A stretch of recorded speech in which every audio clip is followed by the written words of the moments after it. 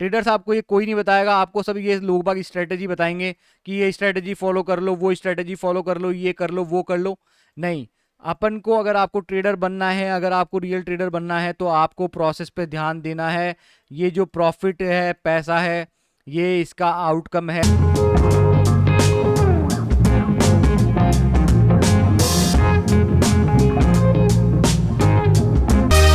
Hello traders, welcome back. आज ये $25,000 series का एपिसोड 4 होने वाला है, जिसमें हम डिस्कस करेंगे कि अकाउंट की इक्विटी क्या चल रही है, अपने अकाउंट का बैलेंस क्या है, लास्ट टाइम अपन ने क्या क्या ट्रेड्स ली थी उसके बारे में डिस्कस करेंगे, अपन ने क्या रूल्स फॉलो करे और क्या रूल्स ब्रेक करे उसके बारे में भी।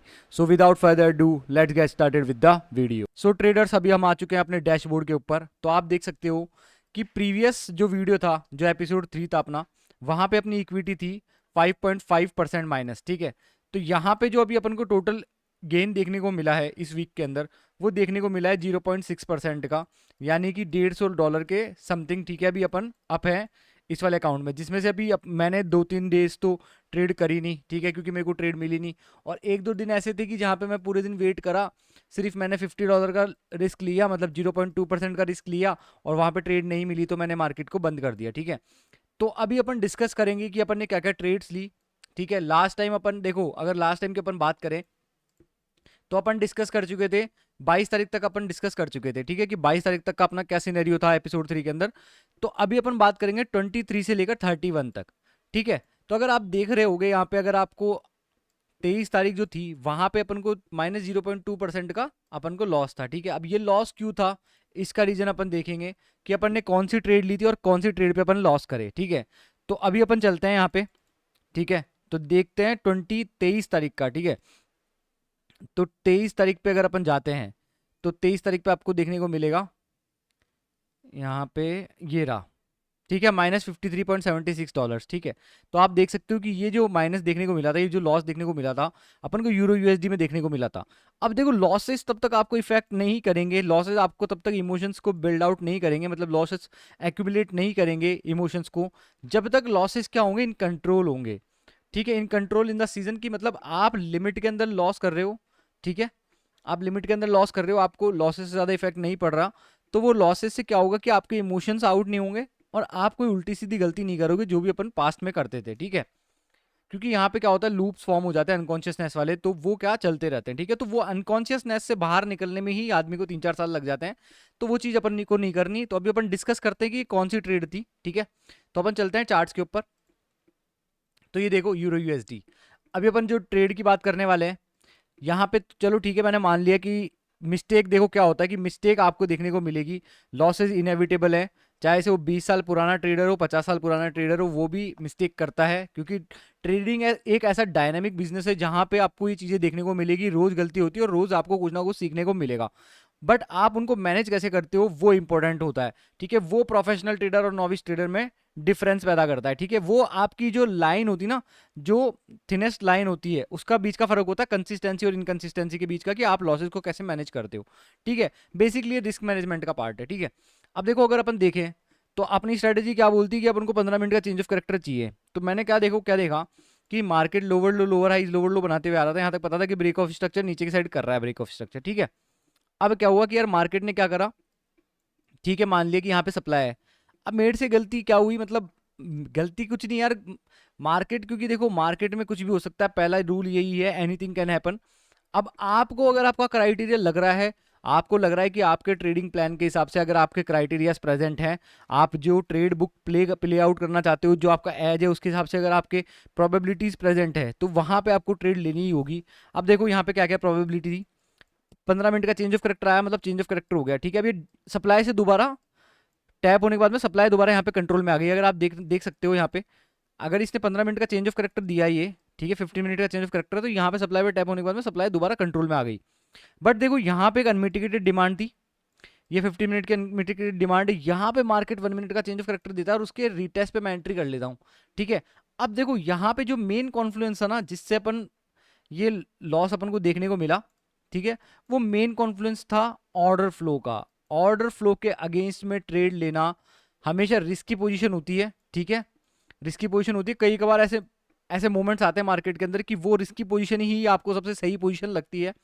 तो मेरे लिए एट द मोमेंट ये वाली पोजीशन थी, मैंने ट्रेड ली, मेरे को मार्केट ने आउट किया और मैं उस दिन के लिए प्रॉपर आउट हो गया, और उसी दिन मैंने एक ही ट्रेड करी और -$53 मतलब 0.2% अपन लॉस में बंद करे। ठीक है, कोई नहीं, इतना चलता है। अब अपन बात करते हैं नेक्स्ट डे को। अगर अपन नेक्स्ट डे की बात करें तो 24 तारीख, तो अगर आप देखोगे ना यहाँ पे क्या है कि यार मैंने बीच में मंडे को ट्रेड भी नहीं करा, और ये जो बीच में आप देख रहे हो ये $12 ये $2, तो यहाँ पे भी मैंने ट्रेड नहीं करा। ठीक है, यहाँ पे भी मतलब ऐसे एक दो ट्रेड ली, फिर मेरे को सही नहीं लगा तो फिर मैंने बंद कर दी। मतलब ये होता है कि यार ये भी होना चाहिए कि आपके इमोशंस इन चेक हो, आप पूरा सही तरीके से काम कर रहे हो। ठीक है, आपका मूड हो काम करने का, तब आप करो, तो आपको अच्छे रिजल्ट देखने को मिलेंगे। अगर आप जबरदस्ती फोर्स करोगे तो आप सेटअप्स को भी फोर्स करोगे, अपने आप को फोर्स करोगे ट्रेड लेने के लिए, आपका मन खुद ट्रेड बनाने लगेगा, तो इसकी वजह से। ठीक है, अब अपन बात करते हैं 24 तारीख की। ठीक है, तो 24 तारीख को भी एक ट्रेड ली मैंने। अब ये एक ट्रेड कौन सी थी? ये ट्रेड थी ट्रेडर्स गोल्ड के ऊपर। अब आप इसका टाइमिंग देख सकते हो, 342 से 355 तक का इसका टाइमिंग था। ठीक है, लगभग ये ट्रेड चली थी 12 से 13 मिनट, ये ट्रेड चली थी। ठीक है, और इसने मेरे को आराम से 2% दिया। ठीक है, यहाँ पे 1% का अपना रिस्क था, 0.4% मान लो। ठीक है, मतलब $100 का अपना रिस्क था यहाँ पे।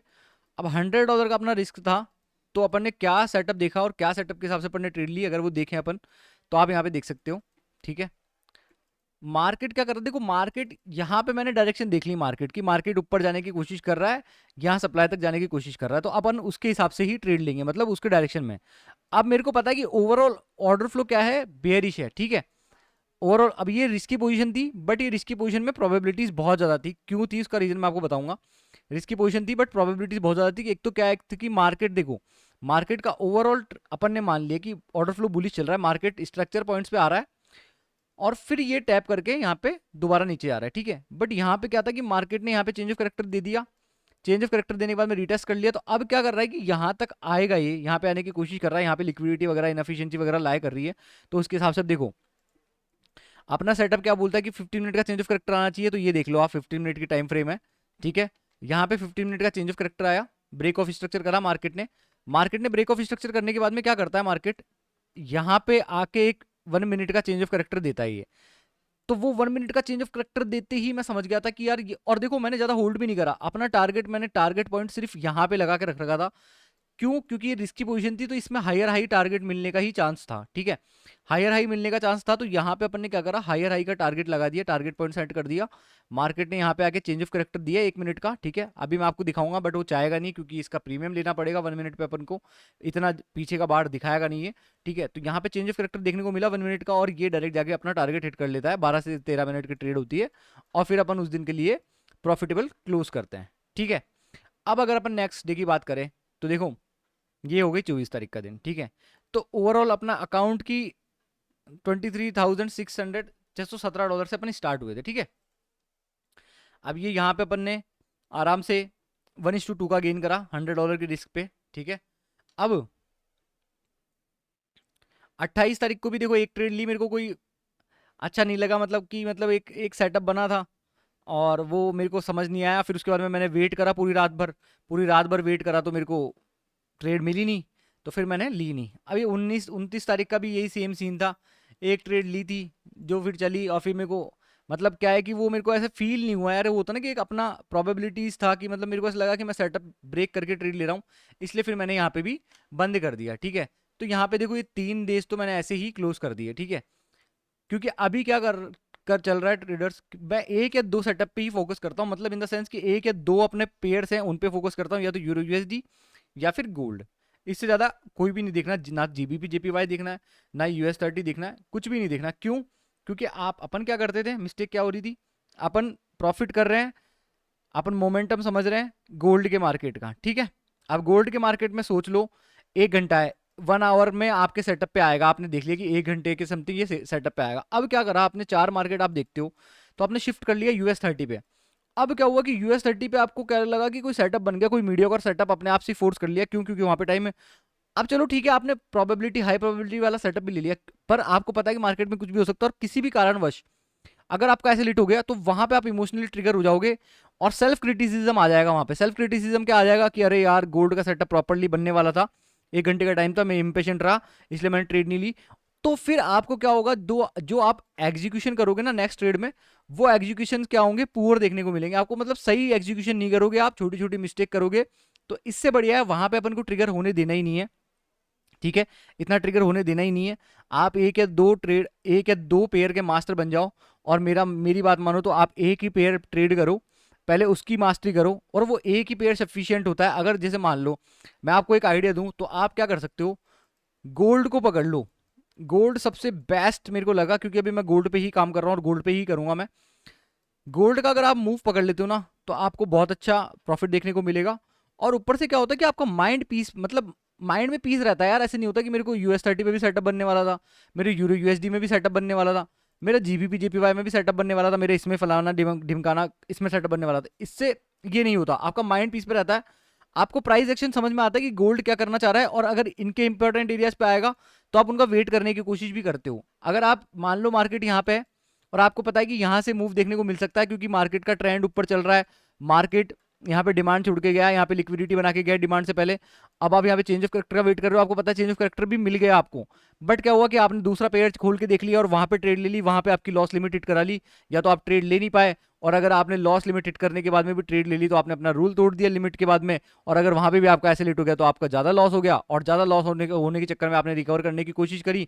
आज आप रिकवर करके ले भी गए वापस, तो रिकवर करके ले गए तो उससे क्या फर्क देखने को मिला कि अगली बार अगर आपको दोबारा लॉस लिमिट हिट होगी, तो आपका माइंड ऑटोमेटिकली बोल देगा कि कोई नहीं है ब्रो, अपन ने पिछली बार सही करा था तो अपन इस बार भी कर सकते हैं। तो आप वही चीज करने की कोशिश करोगे, और फिर वो करने के बाद में आपको क्या होगा, बड़ा लॉस देखने को मिल जाएगा।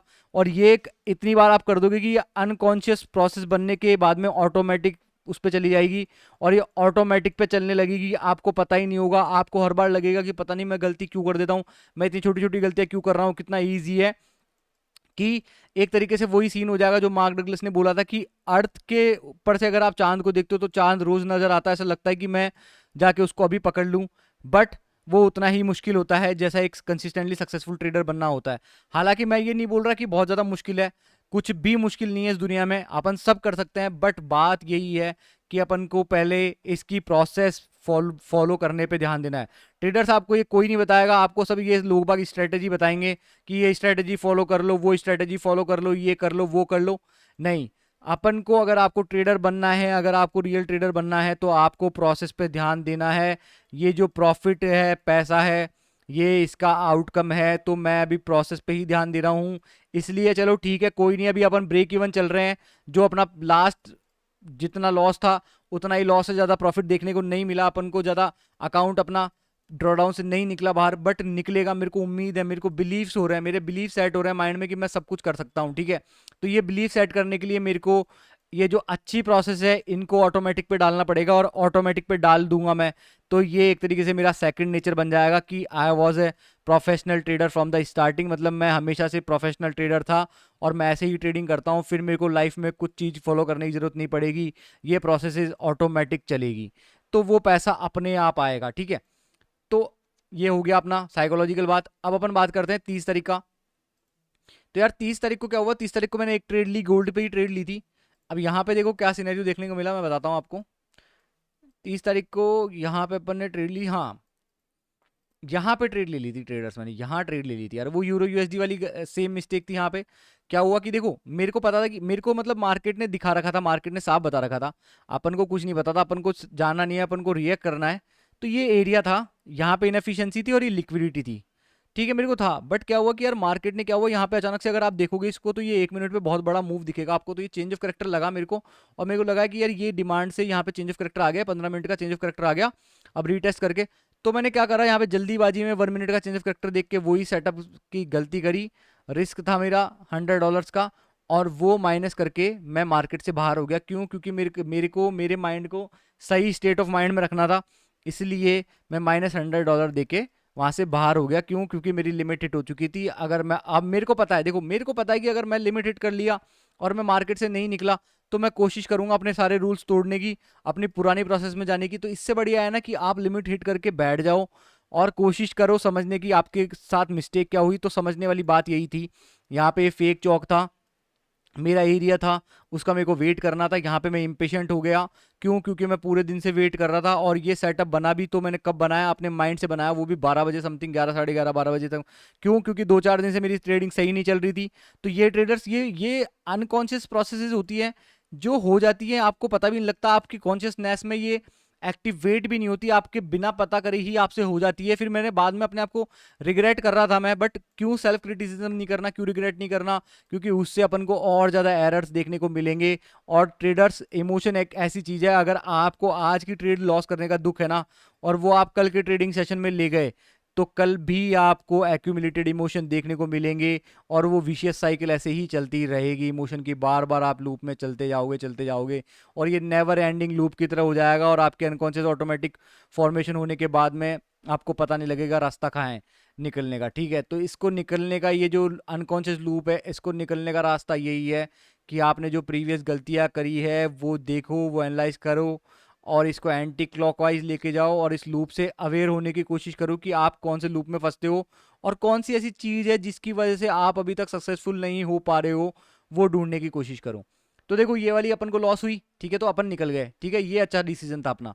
ठीक है, अब अपन बात करते हैं 31 तारीख की। ठीक है, 31 तारीख को $143 का अपन को प्रॉफिट था, 4 ट्रेड लिए। अब देखो यहाँ पे मैंने मिस्टेक क्या करी।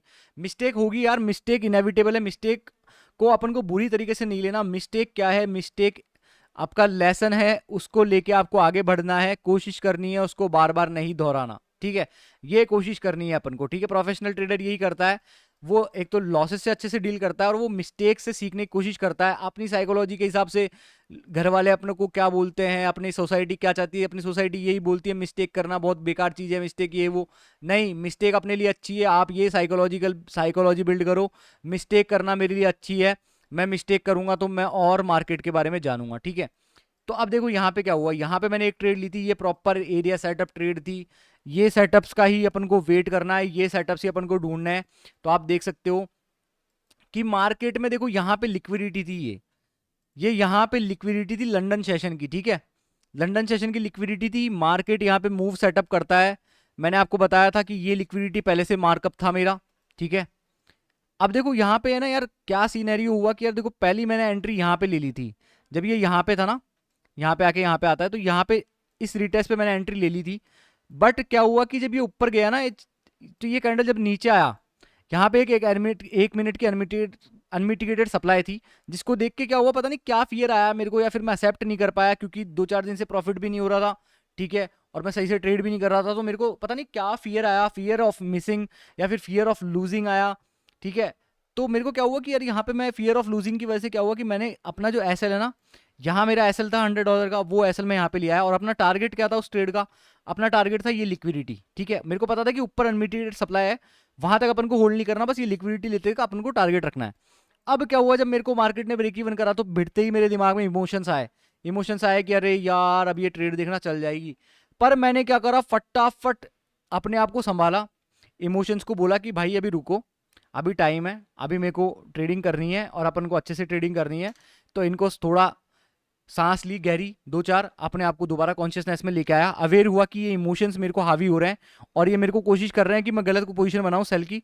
बट ट्रेडर्स, मैंने क्या करा, जब ये दोबारा ऊपर गया तो इसने फिर से चेंज ऑफ कैरेक्टर दे दिया, मतलब इस वाली इंपॉर्टेंट कैंडल को एक और बार निकाल दिया, और इस रीटेस्ट के एंट्री पे मैं बैठ गया। ठीक है, अपना एसएल ये था, $100 का एसएल था अपना वही। ठीक है, और अपन को यहाँ पे जब, क्योंकि देखो यहाँ पे न्यूज़ आई थी, तो मैं यहाँ पे निकल गया। यहाँ पे मेरे को $220 दिखाया मार्केट ने, और मैं निकल गया। ठीक है, ज़्यादा लालच नहीं करा, हालांकि मैं रुक सकता था, बट यहाँ पे न्यूज़ इवेंट था कल, इंपॉर्टेंट न्यूज़ इवेंट। और फिर क्या करा अपन ने, क्योंकि अपनी स्ट्रेटेजी ये भी बोलती है कि न्यूज़ अगर आपके, देखो मैं रुक सकता था, साफ सी बात ये है, बट न्यूज़ की वजह से मैं नहीं रुक पाया। हालांकि अगर न्यूज़ नहीं होती तो मैं इसको होल्ड कर लेता, बट कोई नहीं, यहाँ पे अपन निकल गए।